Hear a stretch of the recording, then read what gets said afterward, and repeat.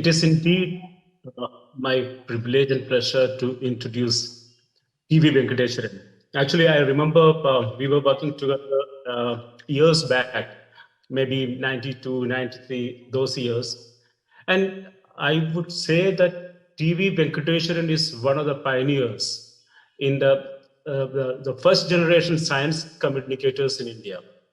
Uh, the best part of TV is that he reinvented himself, and he has been consistently doing science communication activities for the last 40 years, I would say. It's good to have TV here because he is one of the few authorities in India who can really speak about science and science communication and what is the status of that in India. So it is a pleasure to introduce him to this audience, and thank you, TV, for coming, sharing your time with us. And I'll hand it over to you now. Thanks, TV. Thank you, everyone, for calling me for giving a talk in this session. I'm very happy. So let's start asking questions. Let's look at, for example, dragon, dinosaur. From the point of science, we would say that dragon is an imagination, a entity which does not really exist or existed. But whereas dinosaur is real. Perhaps it is not available in this time context in Earth, but it's real. It once existed, once roamed all over the world. That's what we look at from the point of view of science. If we can see that, we usually take it as real. If that is so, then what about things that we cannot see? Those things that are not visible to our eye. So let me make a small point here. When I use the word like see or eye, I am using them figuratively. I don't only mean the instrument of visual observation, that is our eye, and the act called seeing, but also by our other means, touch, smell, hearing. Okay, so I mean by our sense organs. Okay, so when I use I or see, I mean all kinds of sense organs, not just only the eye per se. But in modern science, we routinely use entities like gravitational waves, atoms, electrons, neutron star, which cannot be seen, which cannot be felt. And we also talk about species like dinosaurs, which we say no longer exist. Once upon it lived, but no longer exists. And there is no common time between human civilization and dinosaurs. So I cannot even say that, oh, it was there. Like, for example, certainly Albert Einstein does not exist today. But nobody will question the existence of Albert Einstein because there was a commonality between the time that Albert Einstein existed and humanity, and there is a continuity in humanity. But I'm talking about entities like, say, for example, dinosaurs, when there was no human being. Okay, so there was no human being to see or feel in any way. But we claim that they existed. On the other hand, from the framework of science, we do not accept objects like ghost, jinn, and so on. And a claim like Kamadhenu, we would say that is mythical, it is not real, but in the realm of imagination, not a real entity. How? Let's look at how science finds invisible. Many people assume that science does not accept what is invisible. That's not true. So in my talk, I'm going to talk about how science found one invisible. Like, say, for example, regions of electromagnetic waves, beyond visible range. Today, all of us who are listening this talk certainly would have gone through certain amount of school education. Even if we don't remember all of this, broadly we know that something called electromagnetic waves exist. One kind of electromagnetic wave is what we call as visible light, through which actually we are seeing now. There is also radio waves, there is also microwave, there is also infrared rays, there are also ultraviolet rays, X-rays, gamma rays. These are all words that we have heard. And we also know that all these are one kind of electromagnetic waves, electromagnetic radiation. Depending on the wavelength or frequency, we classify them into this kind of different waves. So in essence, light is not very different from radio waves or ultraviolet rays. They are same electromagnetic wave with a different wavelength or frequency, whichever way we want to think about it. Light we can see. We have an object called eye, which is able to perceive light. So light is something that we can see. There is no question about it. But you can't see infrared rays. We cannot see ultraviolet rays. How did we find them? So the story actually goes back to Newton. I'm sure we all remember the Newton's experiment related to prism, where he took a prism, he allowed the white light from sun to fall on the prism, and when the light went through the prism, you had the spectrum coming out of the prism. So Newton captured this spectrum, which we call as Webjar, right, or rainbow colors onto your screen. So this put forth a question. The input is a white light, but the output is multiple colors. So what's happening? There are many possibilities. One possibility is that the input, the white light itself, is actually a mixture of these multiple colors. It's a mixture of these multiple colors, and when we look at them together, it appears white. Or possibly, the prism is adding color to this white light which is coming inside, some way. So the color's origin can be perhaps in the white light itself, that is the light coming from the sun itself, or the origin of the color can be inside the prism. This was one question that was there before Newton. So Newton performed series of experiments, one of which is that he put the white light inside through a prism. He got the spectrum. In another experiment, he put the spectrum as the input, that is multiple colors as the input, color light as the input, and then he got white light as the output. So then he also did lot of such work. Like in the first one, you can see that the input is white light, that is getting divided into multiple colors, that is rainbow of colors. So when you put this rainbow of colors as the input into the prism, what you get is white light. So you again put the white light as the input, you get multiple colors, but you take only some colors and put that as input into the prism, not all. Then you get a combined color. So Newton was able to present to us the colors are obtained through mixing of various wavelengths of visible light.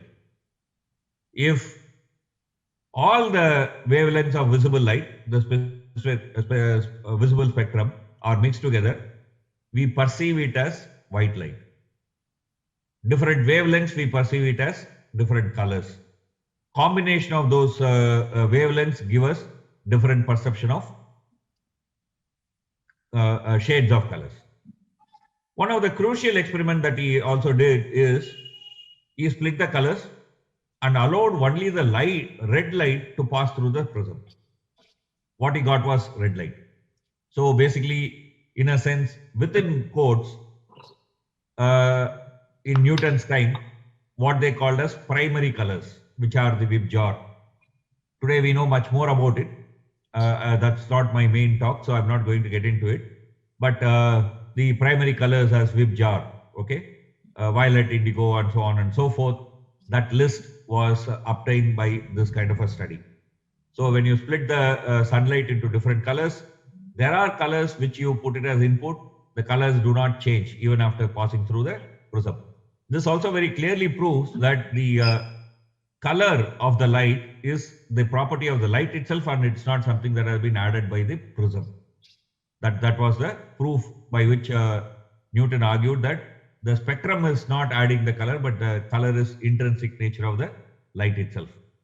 Okay, that's not the main point, just background I'm talking about. One of the things that he found when he had the spectrum was that there were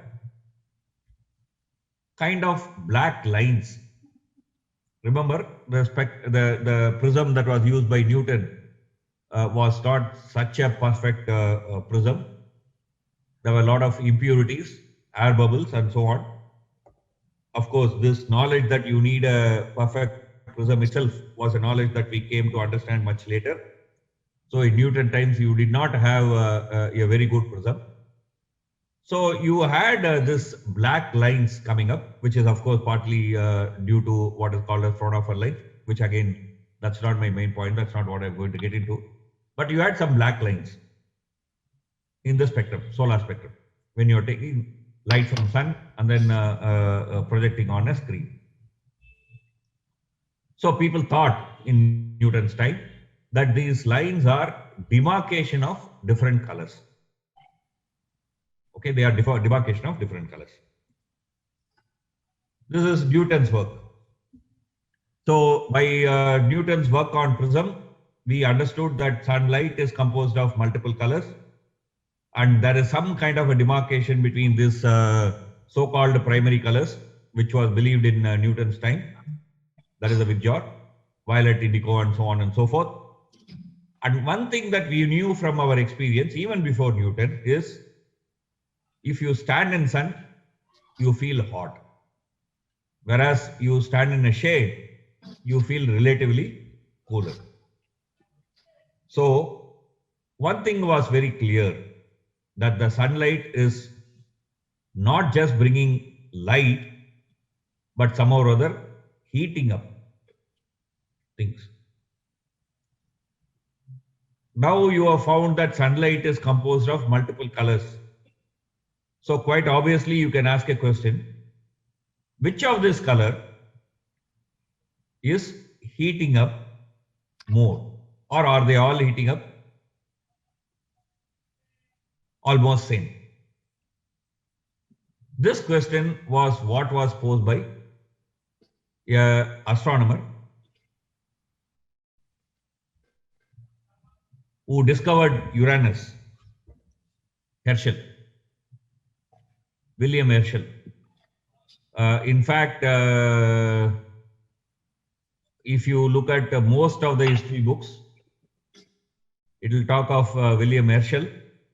But today, because we can read William Herschel's notebooks and so on and so forth, we know that most of this scientific work was not done only by William Herschel alone, but in collaboration with his sister, Carolina Herschel.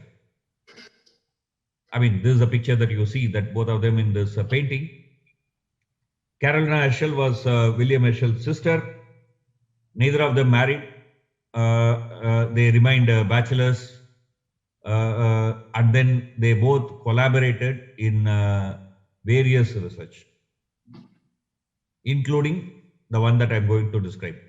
Although the mainstream science or history of science would give the credit only to William Herschel. William Herschel had built a telescope and was using it to study the sun. Of course, you can't look at the sun directly through a telescope.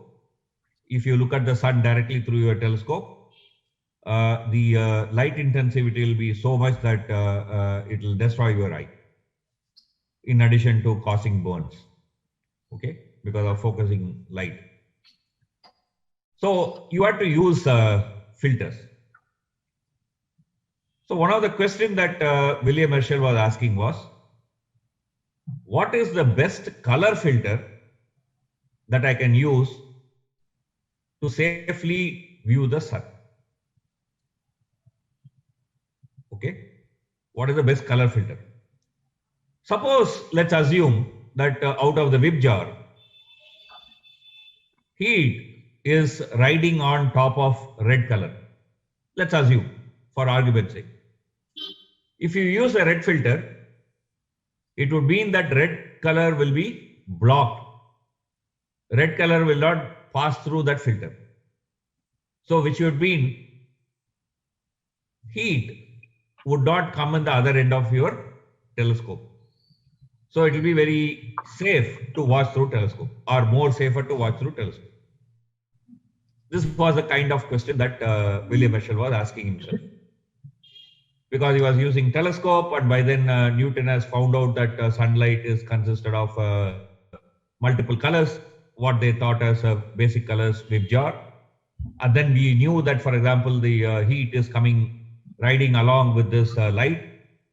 Okay, so maybe all colors or some colors are bringing the heat, a large part of the heat. That was a question that they were engaged in. William Herschel wrote a paper in 1800, that's about 220 years ago, that method of viewing sun with large telescope to the best advantage. I used various combination of differently colored darkening glasses.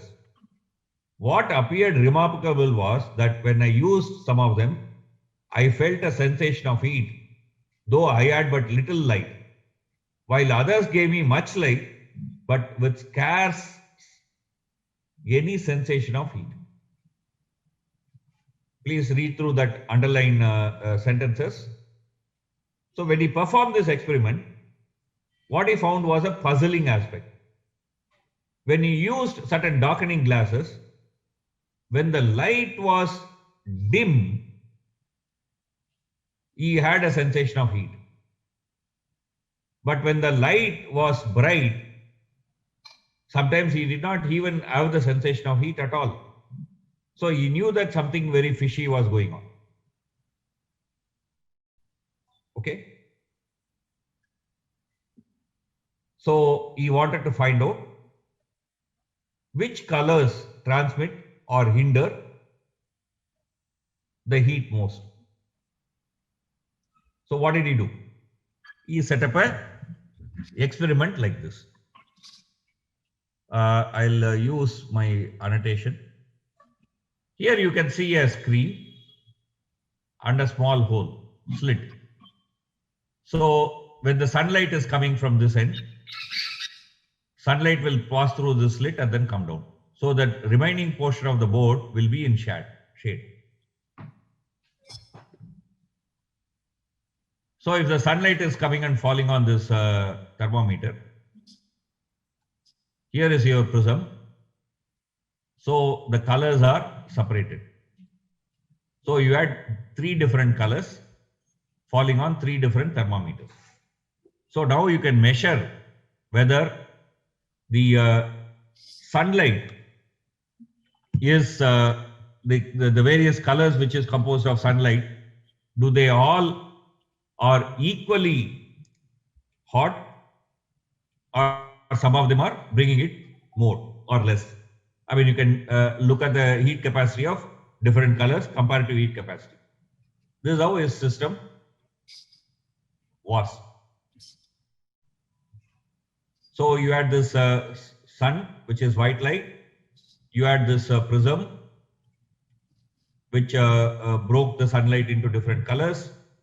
So basically, you keep the thermometer in different colors, okay, in such a way that the thermometer is illuminated with only one single color. What he found was the temperature rise. Temperature rise. What do I mean by temperature rise?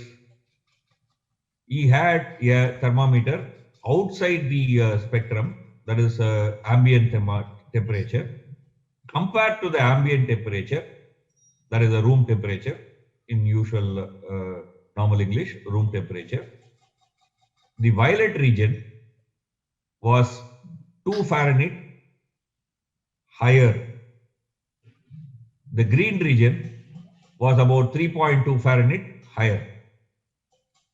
The red was about 6.9 Fahrenheit higher. Okay. So very clearly there was difference in the heating capacity of different colors that is coming out of sunlight when you split by spectrum. The red heated most. Okay, so this is something that he found from this. But I told you, you have to keep a thermometer outside the spectrum to measure the ambient temperature. Yeah. What he did was, accidentally, he had kept this thermometer just outside the red region. Not very far, but on the same laboratory table, but just outside the red region. Not very far, but outside. What he found was that, number one, as I pointed out, that the temperature was increasing within the whip jar, that is from violet to red, the increase was going up. And then when he kept one thermometer just outside the red in the whip jar region for control, that is to measure the ambient temperature, surprisingly he found that the infrared region, that is the region beyond red, infra means beyond. So that beyond red, that region had it was hotter by 3 degrees centigrade, much higher.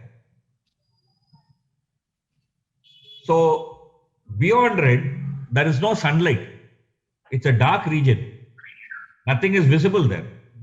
But still, when you keep a thermometer over there, you find the thermometer reading is increasing. It's more than the room temperature.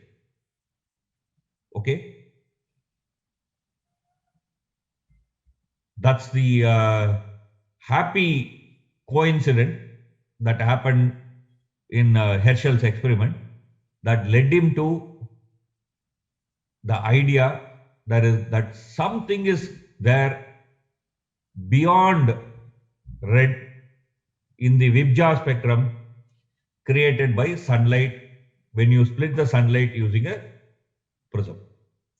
So this is a paper that Herschel wrote, experiment on refractability of invisible rays of the sun. So he called it as invisible rays. It was not called as infrared rays in those days. Of course, even if you shorten this invisible rays, it becomes IR. It was called as invisible rays in those days. Okay. So his temperature reading increased to a maximum at approximately half an inch beyond the red. And after that, it diminished. So very clearly, there was a region where the temperature reading increased and beyond which again it decreased. Okay. And he was also able to prove that the so-called invisible light had all the same property of optical light. That is, properties of optical light, you know that they travel in straight line, the angle of reflection equal to refraction, and so on and so forth, right? So all those laws were also applicable to this invisible light, which was falling beyond the red region of the spectrum. This is how he found that beyond spectrum is actually the highest thermometer reading, temperature increase. So that's how he discovered the invisible. Today we call this as infrared rays. Of course, much later this name infrared rays was given. The names for various waves within electromagnetic waves were given much later. In those days, he was calling it as either calorific rays or invisible rays. Calorific rays because it was bringing in heat, but today we call it as infrared rays. Infrared rays you cannot see. Of course, today we have instruments through which you can see. You have IR goggles through which you get so-called night vision. I mean, many films you would have seen, right? I mean, people are wearing this and then in the night they are seeing the enemy and so on and so forth. Today we have gadgets through which you can see the infrared rays, but naturally, just with our unaided eye, we cannot see infrared rays. Okay, but still, although it is invisible, we were able to uncover it. Okay, so now once the scientific community found an invisible ray beyond red, there was a question that is there an invisible ray beyond violet? Why not? So that's what the William Ritter wanted to explore. After learning about Herschel's discovery, he conducted experiments to see if there are invisible light beyond the violet portion of the spectrum. Okay, so of course thermometer and so on did not work because quite obviously thermometer did not make any significant change beyond violet. But he used a chemical called silver chloride, which is what we use in photographic plate. Okay, photographic plate is as a coat of silver chloride. Okay, and this silver chloride chemical turns black when you expose it to sunlight. So he took a paper, coated it with silver chloride, put it on a table, and then let the spectrum fall on it. Okay, so then when you develop that photographic plate, what he found was that the region beyond violet turned black much faster compared to other regions. And through series of such experiments, he was able to demonstrate that there is some other invisible rays which was turning the silver chloride black. And today we call that as ultraviolet region. Okay, ultraviolet region, region beyond violet in the spectrum, solar spectrum. So this is how 1801 William Ritter discovered the ultraviolet rays using silver chloride chemical beyond silver chloride beyond violet. So when you add this silver chloride, you can see that the area is getting blackened much faster than where the spectrum is actually falling. So he was able to establish that there is this invisible rays beyond ultraviolet. So if you look at, for example, the Herschel and Ritter, it all happened just within a year, 1800s and 1801. The idea started with heating of the telescope. So when you put a telescope, the telescope got heated up. Of course, our own personal experience is also when you stand in sun, you feel hot. Okay. So the question, what makes the telescope hot? How sunlight is making the telescope hot? Once you know that sunlight is composed of multiple colors, can we ask a question that whether all colors are transmitting heat or only few of them? That kind of a question that came in, and then you used prisms and thermometer and he found that the greatest heating effect was in the region beyond red, outside the visible spectrum. From that, he concluded that there are light rays. In those days, he called them as light rays. Today, we call them as electromagnetic waves. Invisible light rays beyond red, which we call today as infrared.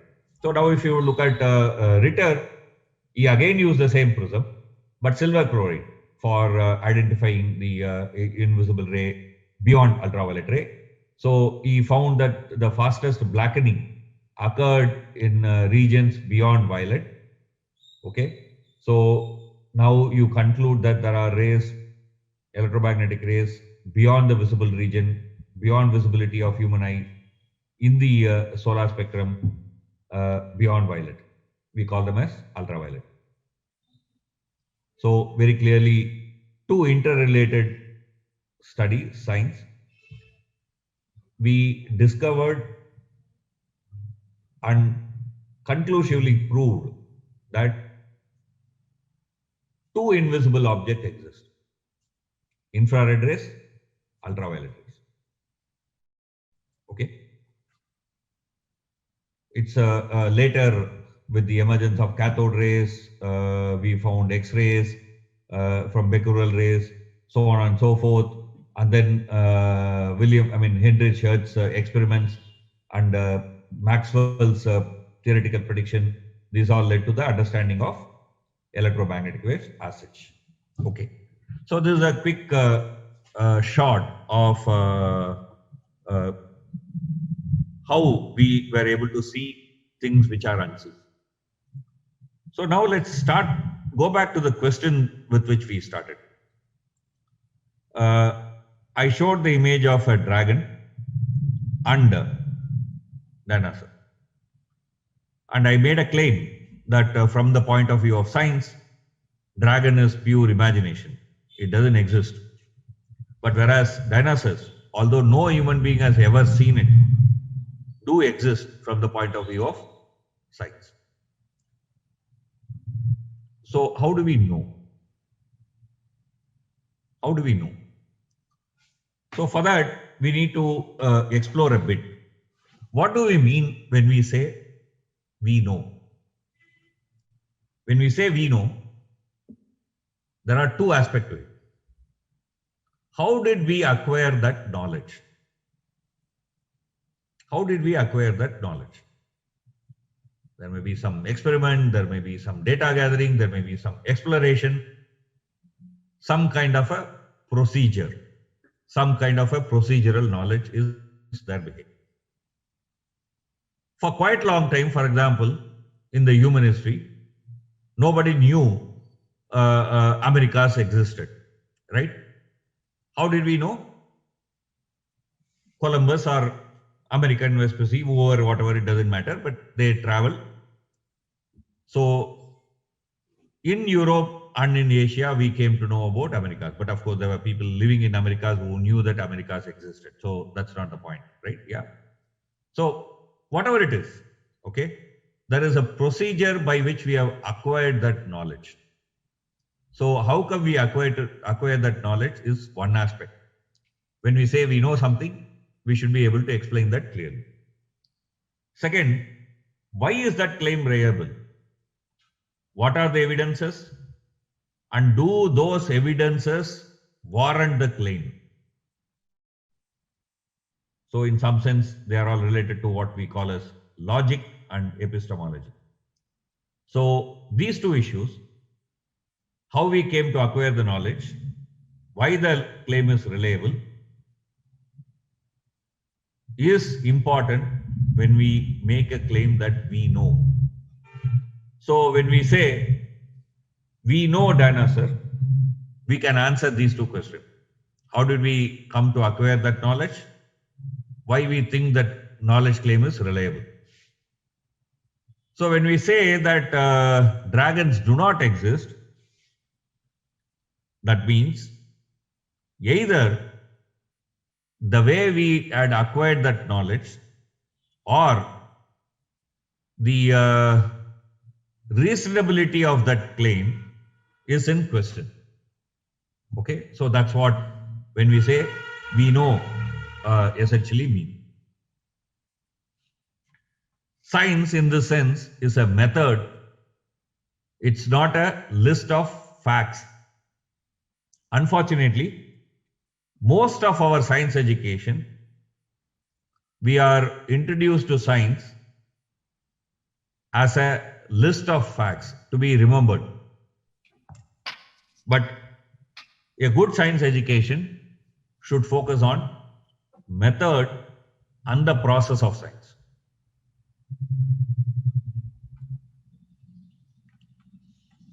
This is what I would like to point out here. So as we can very clearly see in this one particular example that I gave of how we see unseen things, there are real effects which we see around us, and a systematic study of those effects reveal things which are hidden from our perception, eye, touch, or our sensation. Then we are able to build new tools, new instruments through which we are able to probe the nature and find things which remain invisible. Yeah. So I think I'll stop here. Maybe we can have a discussion that would be better. Thank you.